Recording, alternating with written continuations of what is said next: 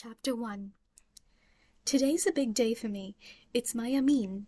My family and I are celebrating me finishing my study of the Quran, and it looks like everyone in Northern Virginia was on the guest list.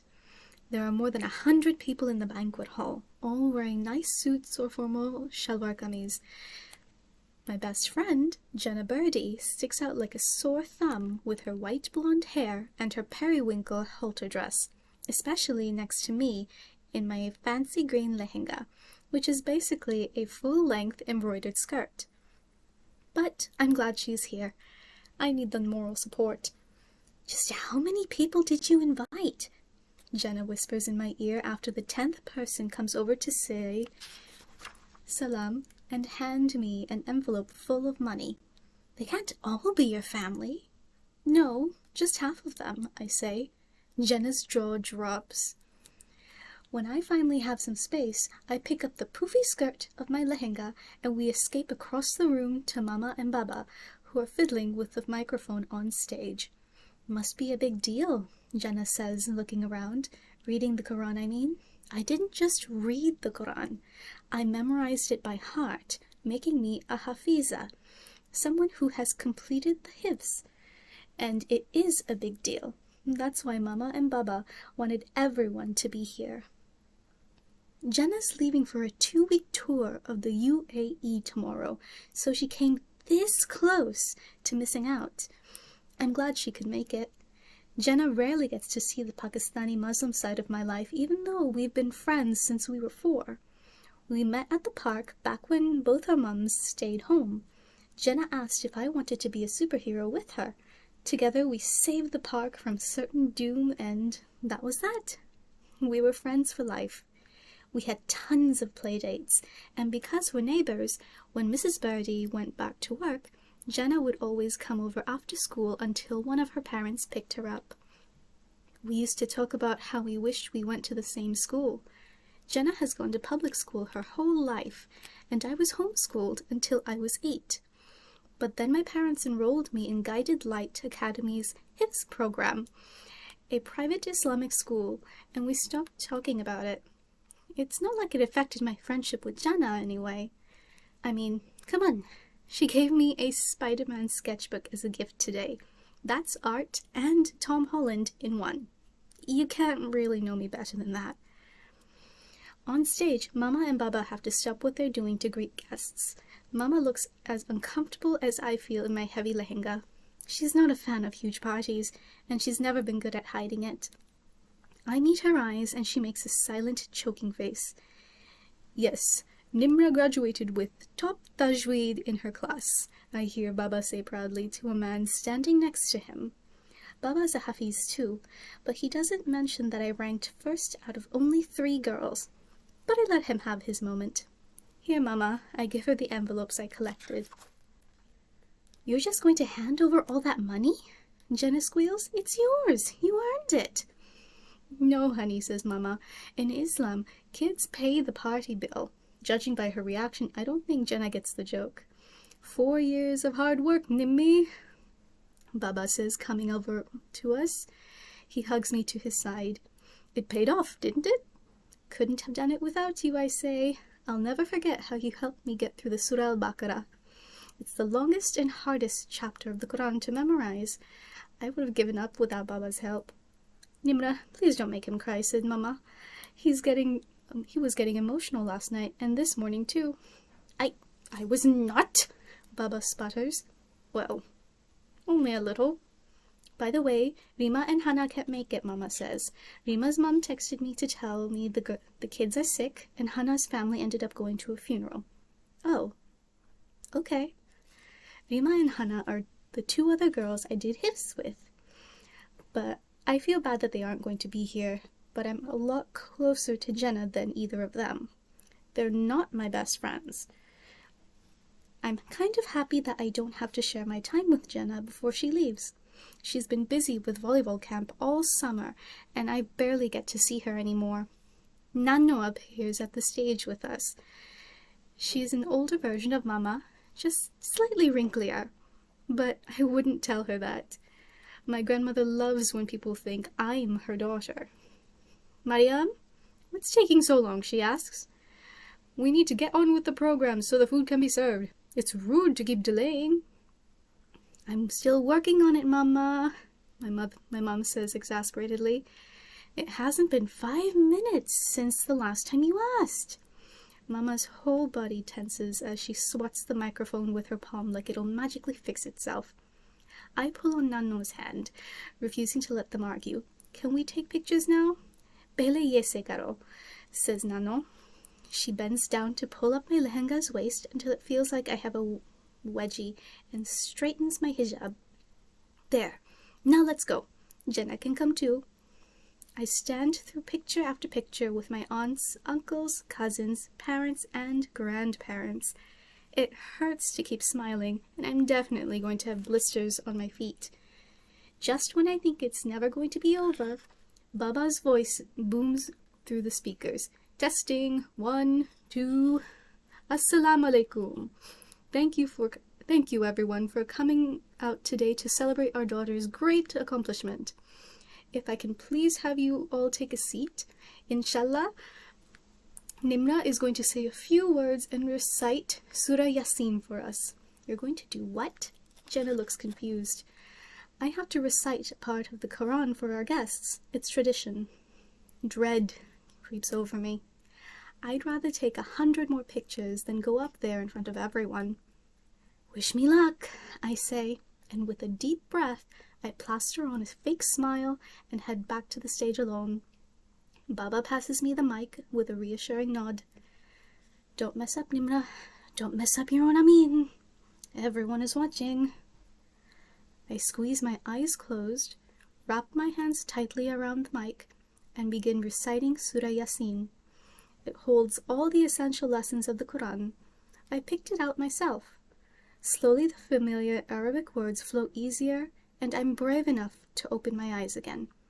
As I stare out at the restaurant filled with people who have come out to support me, I feel something flutter inside my chest. This book brings all Muslims together, and now I've got it word for word inside my head. I never thought about how cool that is. Everyone claps when I'm done. I totally hear Baba sniffling behind me, but I know I nailed it when I spot Sister Sadia, my Hifz teacher, looking up at me on stage with shining eyes. I search the room for Jenna, eager to see what she thinks, and spot her sitting at a corner table by herself, looking down at her phone in her lap. She wasn't even watching. My stomach sinks, but I try not to let it hurt. Jenna's not Muslim, so I get why she's not that interested. My parents have always pushed me to make more Muslim friends, not because they're better or anything, just, principle. But what's the point in making other friends when I have Jenna? At least she's still here. So what if she doesn't get my faith? I don't understand why she likes sports, and they're a huge part of her life. Now that the reading is over, the guests run toward the buffet like their chairs are on fire. It's their fault they're so hungry. Most of them showed up 1 whole hour after the time on the invitation. "I'll make you a plate," Mama offers with her hands on my shoulders. "First, I want to help you cut the cake," I say. Baba ordered my favorite, fresh vanilla cream and strawberry, with the words "Congratulations, Hafiza Nimra," written on top in green icing. I want a big piece of cake, more than the biryani being served. It's not on Nanno's biryani, so it's not going to taste as good anyway. Jenna comes over to help too. She and I hand Mama and Nanno plates and spoons as they cut up pieces of cake. I start making a rainbow pattern on the table with the napkins, and Jenna copies me. She sticks her finger in one slice and licks off the frosting. Then she tries to sneak attack a glob on my nose. I make giggle-gaggling noises while fending her off.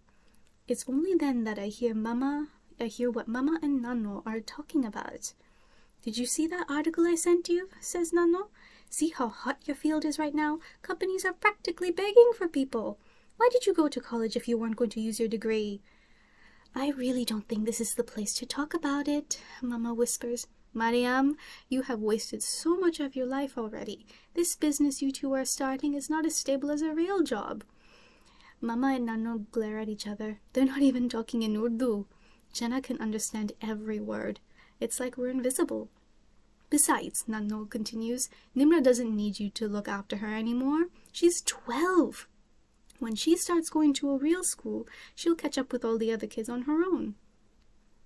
My eyes widen at hearing that. Does Nano think less of me because I go to Islamic school? But I just memorized the whole Quran. Girls rarely do that because most people think it's useless. Girls don't lead the namaz or the Tarawih prayer during Ramadan like boys do either, but that only made me want to do hifz more. I wanted to stand out, be special. I don't feel very special right now. Nimra will always need me, Mama, because I'm her mother, Mama fires back. And as for my career, I will do what I think is best for me and my family. I don't care. Log kya kahenge. What will people say? Mama rebels against that phrase all the time. Signing me up for hifz was one way. Quitting her day job to raise me was another. My parents and grandparents don't often see eye to eye, and they've been a lot of fights since I was little about this bad choice or that wrong decision. Nano and Nana always want the opposite of what Mama and Baba want.